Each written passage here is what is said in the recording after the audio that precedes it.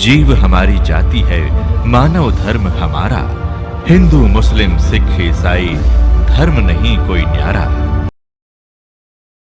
परमात्मा कहते हैं इनका तो मोतिया बंद हो रहा है, तत्व ज्ञान नहीं मिला।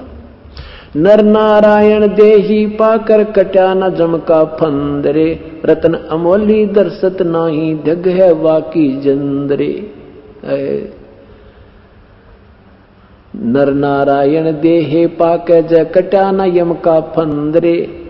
अगर ये नर परमात्मा, नर नारायण परमात्मा भी नर जैसा है, इसलिए नारायण परमात्मा को कहते हैं। और कहते भगवान ने अपने जैसा सुंदर शरीर तुम्हें दे दिया, नहीं तो कुत्ते के सुअर से अपनी तुलना करके देखो, मनुष्य की क्या आवश्यकता थी भगवान ने मनुष्य शरीर देने की। इसलिए दिया था कि तुम इसमें कुछ सद्गुण उत्पन्न करो। ये पशुओं जैसे ही कर्म पक्षियों जैसे ही करते रहोगे, राग द्वेष खेचा ताणी है और प्रजनन क्रिया में ही लगे रहोगे, क्या कुछ और भी क्रिया जो मनुष्य जीवन की है ये भी करो साथ में। तो क्या बताते हैं, नर नारायण देहे पाकर जय कट्या न जम का फंदरे, रतन अमोली दर्शत नाही दीर्घ द्वा की जंदरे। कि जिसने ये वास्तविक तत्व ज्ञान नहीं पहचाना उसके जीवन धिक्कार है उसका जीवन। ये मनुष्य जैसा सुंदर शरीर पा करके तुम भक्ति नहीं करोगे तो फिर कौन से जीवन में करेंगे हम? ये विचार कीजिए। ऐसा संत में जगाते हैं अपने बच्चों को, हर प्रकार की वाणी सुना सुना के, ना जाने कौन सी बात किसके लग जावे। अब इतने सत्संग सुनाया जाता है तो ये ऐसा है जैसे कुएं में बाल्टी गिर जाती है और उसको निकालने के लिए कई कांटे ही डाला करें, गुच्छा सा कांटों का, कोई इधर मुंह किसी का इधर मुंह, वो 20-25 होते हैं। तो उसको रस्से से बांधकर उस कुएं में ऐसे डालते रहते हैं, ऐसे ऊपर नीचे करते रहते हैं, तो ना जाने वो कौन से में फंस कर उलझ कर आ जाए। तो ऐसे ये सत्संग बार बार नाना प्रकार के तरीके से सुना जाता है, ना जाने कौन से भगवान आत्मा के कब यह बात चुभ जा और कब से इसका उत्थान प्रारंभ हो जाए। तो क्या कहते हैं, इंद्री कर्म ना लगे लगारम जो भजन करे निर्द्वंद्व, गरीब दास जग कीर्ति होगी जब लग सूरज चंद्रे। क्या बताते हैं कि इंद्री कर्म ना लगे लगारम जो भजन करे निर्द्वंद्व, और गरीब दास जग कीर्ति होगी जब तक सूरज चंद्रे। अब जैसे बहन मीराबाई जी अपनी सच्ची भक्ति करके अपना कल्याण करागी और जग में उदाहरण बनेगी। जब तक पृथ्वी रहेगी मीराबाई का नाम बना रहेगा, जब तक ये युग रहेगा मीराबाई का नाम बना रहेगा। तो कहते हैं कल्याण अपना करवाया और दुनिया में प्रशंसा की पात्र बनी। रावण ने अपना सर्वनाश कराया और दुनिया में निंदा का पात्र बन गया। तो ऐसे शुभ और अशुभ कर्मों का अंतर होता है। इंद्री कर्म ना लगे लगारम जो भजन करे निर्द्वंद्व। अब ये मन कब बकवाद सोचा, जब ये उठाली हो जाए, जब इसको हम ढीला छोड़ देते हैं, जब ये बिल्कुल निकम्मा हो जाता है, बैठ जाता है, तो ये बकवाद सोचा करे। तो परमात्मा कहते हैं इसको उधर जाने नहीं दे।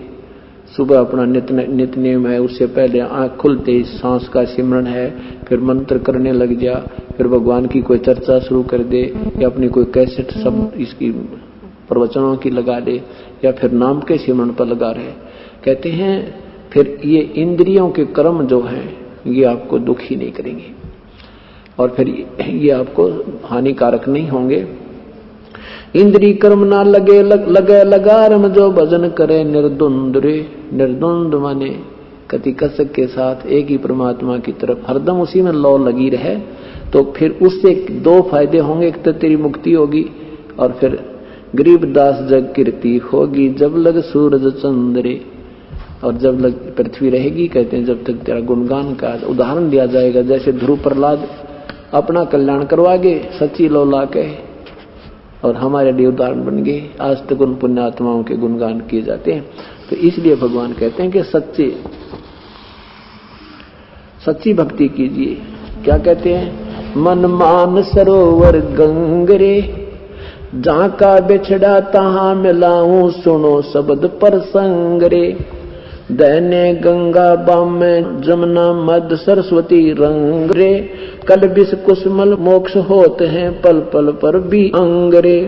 काशी करोत काहे लेवे बिना भजन नहीं ढंग रे।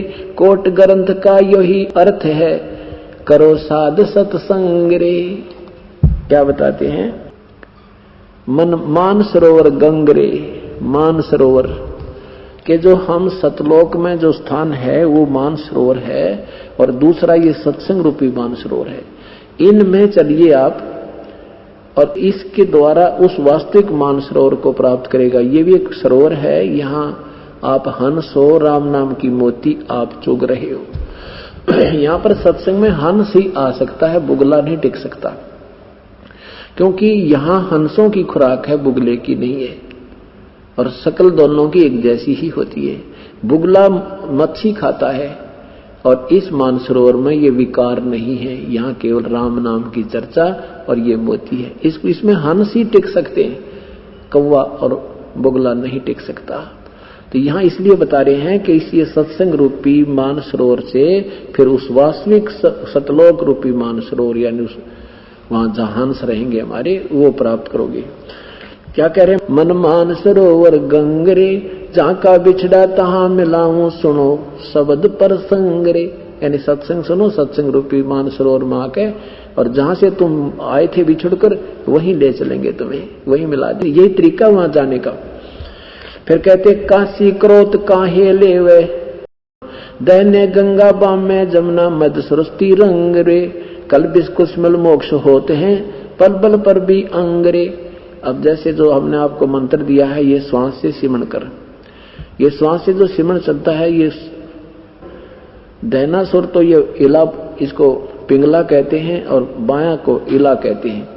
तो इसको दायां है, इसको गंगा कहते हैं, बाएं को जमुना की संज्ञा दी है, और तीसरा अंदर, इनके अंदर से जो तीसरा द्वार इनके मध्य के अंदर है, उसको सरस्वती की संज्ञा दी है। कहते तुम यहाँ इस पृथ्वी वाली गंगा जमुना मना उड़ के अपना सांस का सिमरण करके उस द्वार को साफ करो। ये जो सिमरण आपको श्वास का दिया है, ये आप कीजिए। इससे क्या होगा कि जो वो तीसरा जो द्वार है सुषमना वाला, वो बिल्कुल ब्लॉक हो जाता है, और इस सिमरण से वो खुलता है, फिर वो बंद होता है ऑटोमेटिकली। जब जन्म होता हमारा, तो उसको खोलने का तरीका इस श्वास का सिमरण है। इस सिमरण से वो अपने आप ऐसे रगड़े लगेंगे कि वो आपका साफ हो जाएगा। जो जिसने श्वास का सिमरण मिल गया है, अब पहले वो बीड़ी पीते थे, अब उनको धुआं नहीं स्वाता, क्योंकि आपका सुषमन द्वार साफ हो गया। आप चक्कर आने लग जाएंगे, आपकी ऐसी स्थिति हो जाएगी। आप करते रहिए। इसमें अब ये ना सोचना कि हमें कुछ दिख नहीं रहा, हमें कुछ ये बहकाने वाले बहुत मिलेंगे। अगर कोई दिखाना होता और अब दिखाने से आपका कल्याण होता, तो दास आपको सबसे पहले कर देता उस काम को। आप किसी की बातों में नहीं आना, उनको कुछ पता नहीं, कह कह का ज्ञान नहीं है। दास जैसे ट्रीटमेंट दे ऐसे आप उपचार कराइए, और फिर सतलोक चलिए। बहुत भ्रम भटक लिए हम, इन मनमुखी लोगों की बातें सुन सुनकर हम बहरे हो चुके हैं। कोई कुछ बता रहा है, कोई कुछ बता रहा है। जो महापुरुषों ने परमात्मा पाया है, उनके प्रमाण आपके समक्ष हैं। उन्होंने कभी ऐसे हठ योग 2.5 घंटे सुबह 2.5 घंटे शाम नहीं किया। केवल एक ही मंत्र, एक ही विधि, एक ही तरीका और एक ही भगवान है। तो यहां बता रहे हैं, वहां पर तुम्हारे कलविश कुसमल सब मोक्ष होते हैं। सभी भयंकर से भयंकर पाप भी तुम्हारे इस मंत्र से, इस विधि से, इस मानसरोवर में आने से, कुछ तो पाप हमारे सेवा से कटते हैं, कुछ दान से अक्षीण होते हैं, कुछ दर्शन से होते हैं, कुछ परमात्मा की कथा सुनने से होते हैं, कुछ हवन के करने से, जैसे हम आपकी जोत लगती है। तो इस सारा मिला करके हम हमारी ये सब संस्कार और पाप कर्म कटेंगे।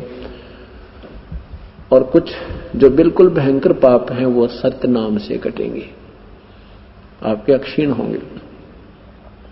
फिर बताते हैं, काशी करवत काहे लेत है बिना भजन नहीं ढंग रे।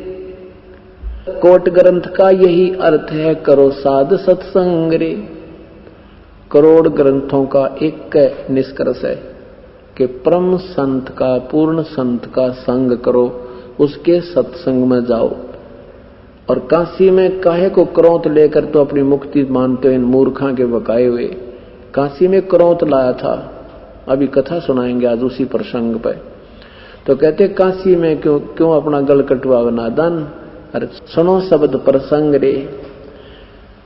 काशी क्रोध काहे लेवे बिना भजन नहीं ढंग रे।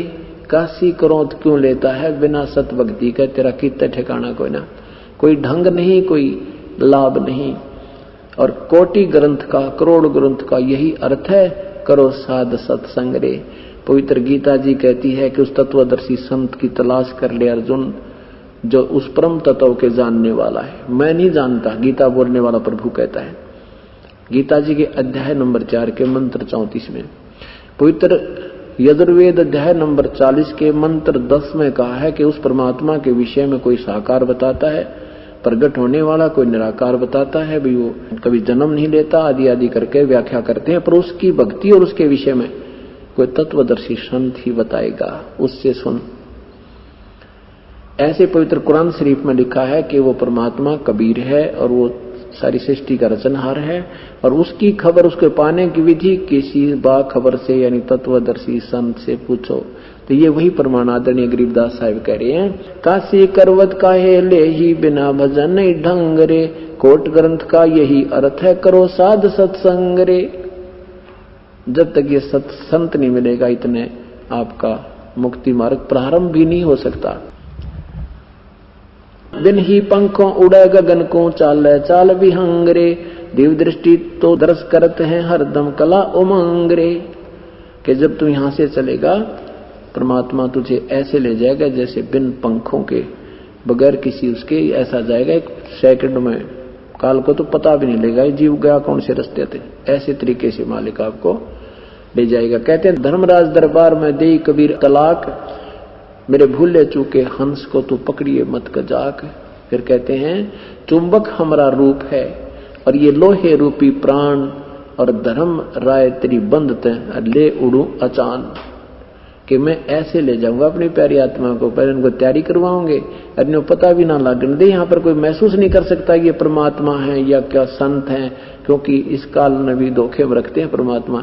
इसीलिए तो आदरणीय नानक साहब जी ने कहा, ये ठगवाड़ा ठगी देश खरा सियाना वो होता बार, ये दानक रूप रहा करता। कहते ये ठगवाड़ा, ये किसी को पता नहीं लगने देता, ये इसको कोई नहीं पहचान सकता, ये भगवान बैठा, लोगो भगवान बैठा। पर कौन सुने, क्योंकि हमारी थ्योरी बदल रखी है, परमात्मा ऐसा होता है, ऐसा नहीं होता, परमात्मा ऐसा होता है। तो यहाँ क्या बताते हैं, दिव्य दृष्टि को दर्शन करते हैं हरदम कला उमंग रे। फिर आपकी जो दिव्य दृष्टि बनेगी, उससे आपको प्रभु के कभी कभार दर्शन होया करेंगे। आप आंखें खुली हैं चाहे बंद हैं, एकदम एक पलक में कुछ झलक आ जाया करेगी, फिर वो खत्म हो जाएगी। इसका मतलब ये नहीं जिनको नहीं आ रही है कोई दिक्कत नहीं, अपनी भक्ति कीजिए, ये तो केवल दर्शनार्थ है। बाकी मुक्ति का मार्ग तो सिमरन और ये साधना ही, ये कमाई आपकी पूरी करनी पड़ेगी, यहाँ से कर्ज मुक्त होना ही पड़ेगा। कहते प्रानंद निपारख लीजिए, मूल मंत्र ओम अंगरे। गायत्री गलतान है सो हम सुरत सुहंगरे। अजप्पा जाप जपै निस्वासर जीत चलो जम जंगरे। अजप्पा जाप, ये सिमरन जो सतनाम का है, इसको अजप्पा जाप भी कहते हैं। इसको सतनाम के जाप को अजप्पा जाप भी कहते हैं। अजप्पा जाप जपो निस्वासर जीत चलो जम जंगरे। गरीबदास दर्शन देवा के देख बया मन दंगरे।